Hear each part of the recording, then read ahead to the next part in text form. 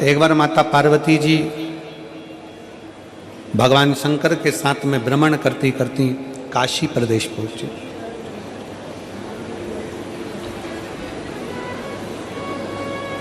काशी की पवित्र भूमि पर मां विराजमान हुई।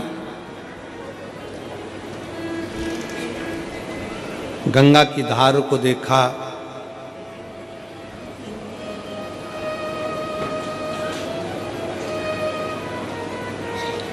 घाट पर थोड़ी देर मां बैठ गई। भगवान शंकर ओगरदानी भी काशी के उस गंगा मैया के घाट पर विराजमान हो।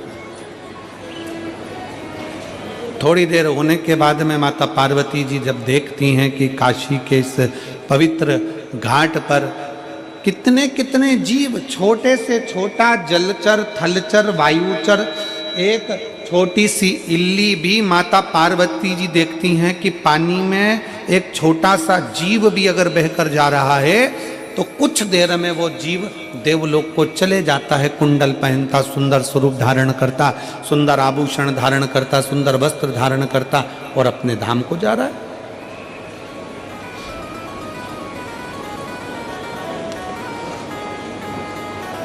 माता पार्वती जी थोड़ा आश्चर्य में पड़ गई कि मैं इतने सारे जगह पर होकर आई, सारे धामों में घूम कर आई, पूरी पृथ्वी पर भ्रमण करती हूँ, सब दूर घूमती हूँ, सब दूर जाती हूँ, पर जब से मैं काशी में आई हूँ और काशी के घाट पर बैठकर मैं जो दर्शन कर रही हूँ, ये गजब का दर्शन है कि कोई छोटी सी इल्ली है, छोटा सा जीव है, छोटा सा जलचर है, छोटा सा जीव काशी में तुरंत गिरा और देवलोक चले गया।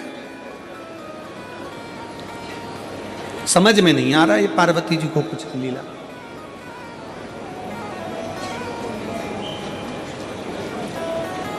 भगवान शंकर पार्वती के स्वरूप को देखकर मुस्कुरा रहे हैं। और हमने पहले भी कथा में एक बात कही, आज फिर कहते हैं,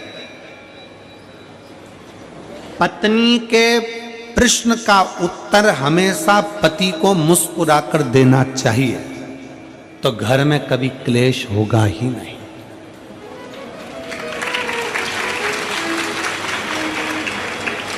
जो तुम चिढ़कर बोले वही मुस्कुराकर बोल दिए होते तो शायद विवाद होता ही नहीं। उसने प्रश्न करा और तुमने चिढ़कर उत्तर दिया।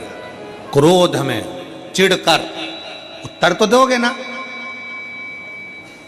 मेरे जीजाओं, बिगर उत्तर दिए तुम सही से रह भी नहीं सकते। उत्तर तो तुम दोगे,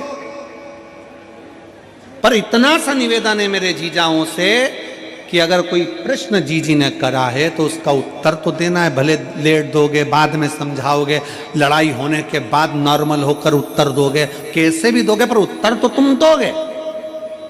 तो वही उत्तर जो तुमने चिढ़कर दिया, क्रोध कर दिया, बहुत ज्यादा गुस्से में दिया, अगर वही प्रेम से दे दिया होता तो विवाद होता क्या?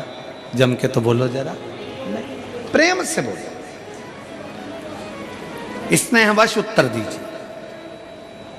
और पूरी कथा को देख लीजिए, अमरनाथ की गुफा की कथा को देखिए। पार्वती जी सो गई, नैनों में नींद भर गई माता पार्वती जी के, नयन में नींद समाहित हो गई माता पार्वती जी के। और बाद में शंकर भगवान बोलते हैं हर हर महादेव। जैसे ही भगवान शंकर ने हर हर महादेव कहा तो पार्वती जी की निंद्रा जाग गई। और निंद्रा जागते से ही पार्वती जी ने शंकर जी को देखा और पूछती हैं, क्यों महाराज, कथा पूरी हो गई क्या? शंकर भगवान को गुस्सा नहीं आया। शंकर जी मुस्कुरा कर पूछे, क्यों पार्वती, तू क्या सो रही थी जो तुझे इतना भान नहीं है कि कथा पूरी हो गई? चलो वो भी जाने दो। महाकाल वन में, उज्जैनी में, अवंतिकापुरी में मेरे भोले बाबा घूम रहे थे क्षिप्रा के तट पर। पार्वती जी ने प्रश्न किया, शंकर जी ने मुस्कुरा कर उत्तर दिए।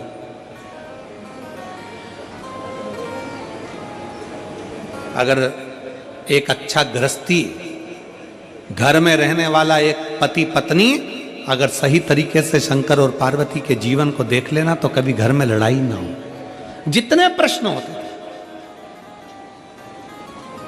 जितने प्रश्न हो, पार्वती जी बोलती, शिव जी खुश होकर उत्तर देते। कितना सुंदर है।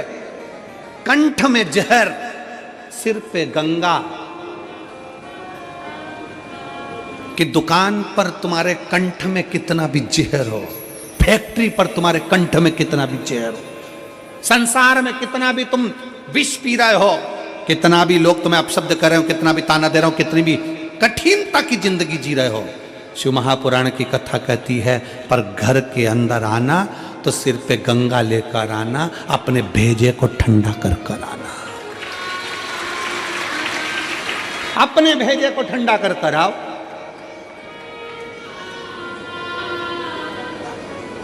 पर हम उल्टे हैं, घर में भेजा गरम और बाहर निकलते सी कूल कूल एकदम ठंडे।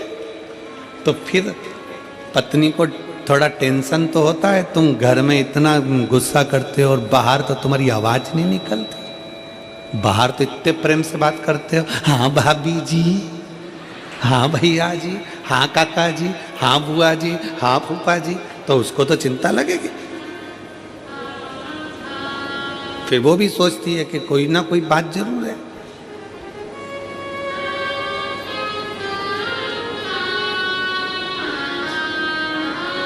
और फिर निवेदन है हमारा, शिव परिवार का एक एक अंश हमारे परिवार से जोड़कर देखो।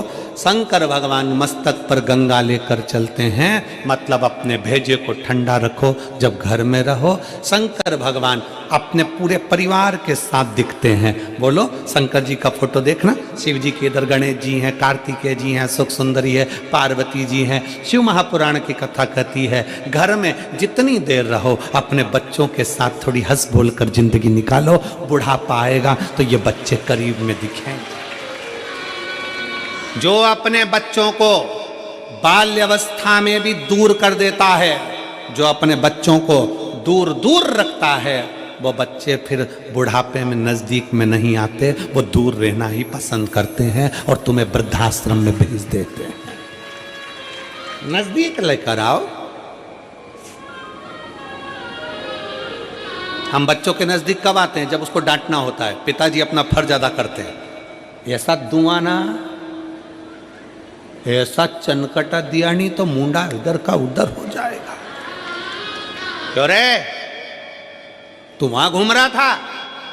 पिताजी जब बच्चे से बोलते हैं तब धड़धड़ा कर बोलते हैं। कभी कभी बच्चे को डांटने की जगह डांटो, पर कभी कभी रोज प्रतिदिन एक समय ऐसा निकालो कि अपने बच्चों के साथ सोफे पर पलंग पर बैठकर अलमस्ती के साथ में उन बच्चों के साथ खूब आनंद के साथ बातें करते हुए उसके अंदर के भय को निकालो। बेटा अपने दोस्तों को अपनी बात कह देता है, बेटा अपनी मम्मी को अपनी बात कह देता है, बेटा अपनी बहन को अपनी बात कह देता है, बेटा अपने मित्रों को कह देता है, अपनी मौसी के बुआ के लड़के को कह देता है, पर बेटा अपने बाप से नहीं कह पाता। क्यों? क्योंकि बाप ने इतना भय उत्पन्न कर रखा है।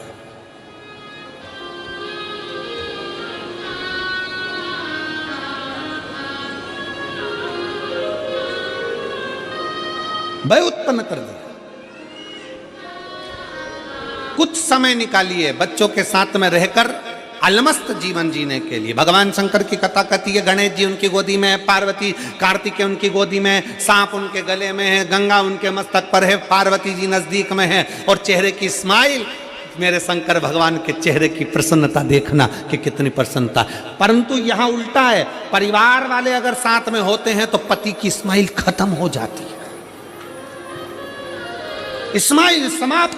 मेरे शंकर भगवान परिवार के साथ हैं तो पूर्ण स्माइल के साथ, पूरी प्रसन्नता के साथ है। मेरा शिव का परिवार कहता है जब अपने अपनों के साथ बैठो तो स्माइल चेहरे पर होना चाहिए। अकड़, तुम्हारा अहम, तुम किसी भी कंपनी के मालिक हो, तुम किसी भी कुर्सी के मालिक हो, तुम्हारी कितनी भी प्रतिष्ठा हो, तुम कितने भी अधिकारी हो, उसको कोने में पटको। बच्चों के साथ एंजॉय का जीवन जियो, अपने परिवार के साथ खुश होकर जीवन।